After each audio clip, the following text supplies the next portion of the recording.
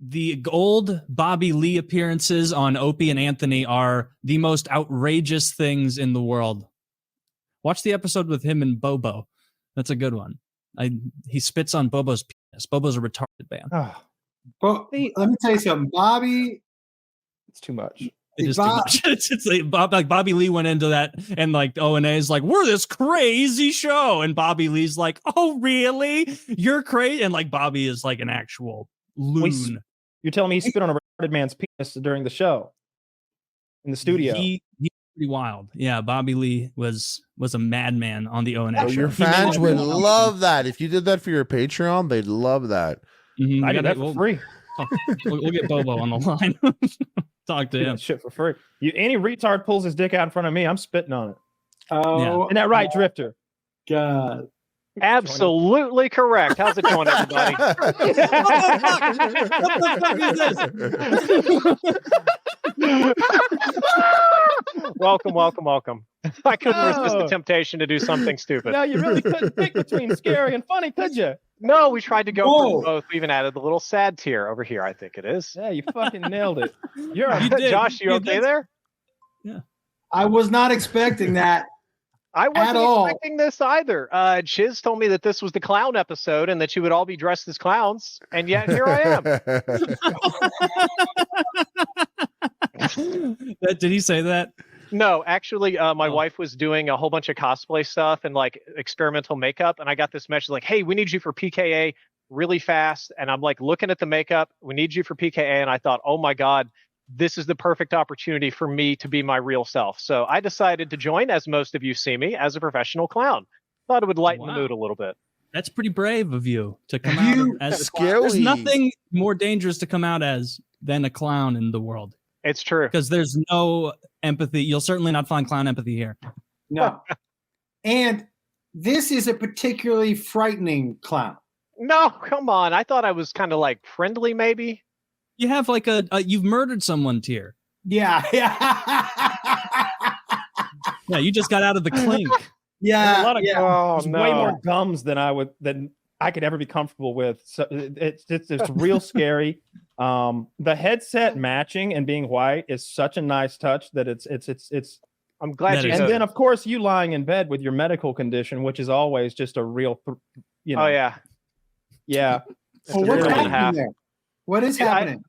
I have problems, lots of them, and sitting up for a long time is kind of hard. So a friend of mine helped me build this bed rig. It's just a simple computer monitor here. You can see the snake cable goes to a laptop, a couple of cameras, and I can lay here and game and stream and just sort of do whatever. OBS virtual cam, so we can hop back. This is fucking killing me. What? It's so funny. Chiz was like, "Do you want Drifter tonight, just in case? I think Josh has to duck out early." And I was like, "Absolutely!" Every time Drifter comes on, it's demons and fucking mystery medical shit. It's always fun stuff. So hey, Josh, guys, I'm gonna tap out on the clown. Look what you did. I scared him off. Always great. Thank you so much for being here. I'm gonna have to go smoke that clown out of my brain. Yes. Good luck. Fly safe. All right, guys. Thank you. Take care. Yeah. Later. Damn, that is so fucking funny. That I love the clown thing. It's so funny to me because the more I look at it, it's so high effort. The lines are so crisp. Like there's no like silly joke about it. Well, it is a silly joke, but like you didn't laze out. Like you're going to have to give all the compliments to my lovely wife at JWO Designs on Twitter. She's a professional cosplayer. I just laid in bed for 30 minutes and just let her do this. She was like, "Oh, I got this new blue and we're going to do this layering and all this kind of stuff." And I'm a sucker for attention. So I just laid around and let her clown me up. So that the quality of this is entirely on her and not me. Mine would look more like somebody fell into a spirit Halloween if I tried to do it myself.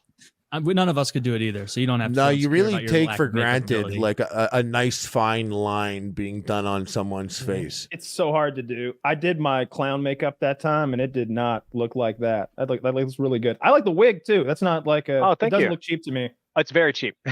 Oh, okay. You like Sean O'Malley. Thank you. I'll take that compliment. You won't get that reference. Okay. I don't know who that is. No, you don't. Yeah, you don't know him. I bet he's a UFC fighter. I'm still so mad about you not having seen Rocky. Like, you told me yeah, there you go. That was good. I liked that. I liked that episode because you were just ripping darts the whole time. You're like smoking continuously the whole episode. It's the bit. It's the costume. Yeah, it's the bit. I'm just. Did you really during that episode? You finished the pack after the episode. Oh, right? I finished that pack. What do you mean? The idea of throwing away a pack of cigarettes to someone who used to smoke half a pack a day every day for like 15 years or something, that wasn't happening. I smoked the rest of them cigarettes. Yeah. Good.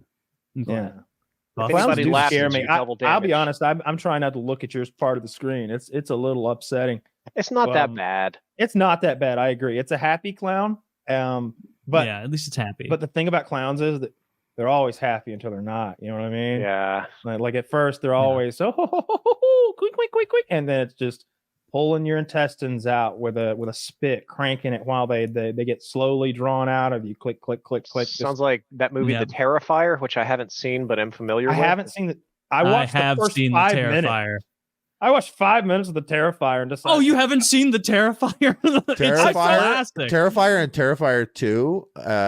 That's what Hallows Eve or whatever the first one is. The little prequel. Short film, I think. Yeah. This what's crazy about this is that Art the Clown, that guy, is I didn't think my whole life that I would get another like iconic horror person.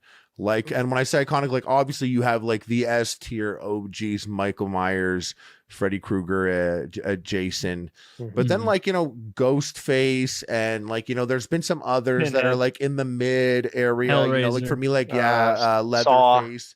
Yeah, exactly. Jigsaw. And like, that was like almost 2 decades ago. And then horror did something else, but to get like an iconic horror persona, I will tell you, I have never seen someone climb the ranks so quickly in my books of a horror guy. Like this guy, he's got like I just gotta tell you, like, it's the funniest thing is it's grounded in reality, kind of like what happens, but also not. But like grounded in reality, and that like I've seen in times like, and this is his shtick, just like Freddy might have a catchphrase, is like he's got things that you like, he's got rules like everyone does. Sometimes like I've seen him get bested and he'll pull out a gun and just shoot them. It's like the whole hunting and getting hit and running and hiding, and then it's like as soon as he loses the upper hand, he literally has a gun on him and pulls it out. Like, so is it a film series you'd recommend? I'm a longtime horror fan. I have sub to Shudder, watch all that fucked up stuff, but it seemed like a little mean spirited. It didn't seem like it would be funny. It just seemed like if I watched The Terrifier, it would give me depression. Gore for the sake of gore, cruelty for the sake of cruelty, and nothing else. Kind of reminds me of maybe like a live action version of a Guro manga or something like that. Yeah, it's kind of what the movie is like.